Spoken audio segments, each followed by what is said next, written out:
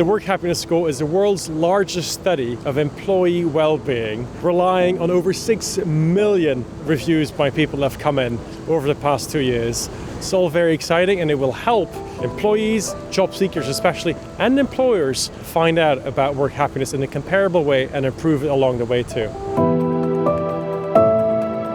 Happiness at work is best measured by simply asking people whether they're happy most of the time. And that's exactly what Indeed has done with our guidance. And so we have now data on this from over 6 million people around the world and 170,000 and more people and counting in the United Kingdom on how people feel at work in these places.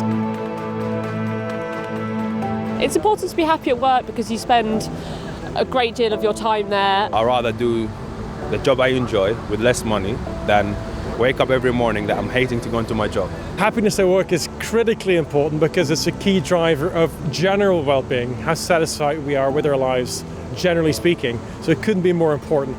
It also matters at work for employers and individuals because it is a key driver of our productivity and success and performance at work. In addition to that, from an employer's perspective, happiness at work matters because it helps you attract good employees and retain them longer.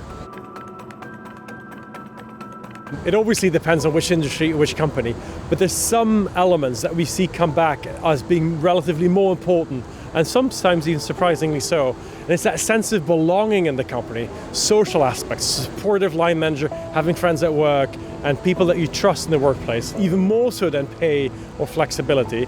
We also find feeling energized by the work you're doing as being critically important, as is a sense of purpose at work. Employers can do a lot to create and nurture a happier workplace, but it all starts with metrics and measurement of whether people are happy at work in the first place. And that leads to an understanding of what could drive improvements on that front. In terms of interventions to improve workplace well-being, we find there's a lot that can be done. And it starts with, for example, generating a higher sense of belonging in the workplace, having more supportive line managers, having friends at work. It also looks into flexibility. Can we do more to allow that flexibility to generate work-life balance in the workplace? And we should also not forget fair pay. At the bottom of the pay scale, it does matter for work happiness whether you're being paid a living wage or not. And so these are different elements that people can look to as interventions to improve workplace happiness. But again, it starts with metrics and making them transparent.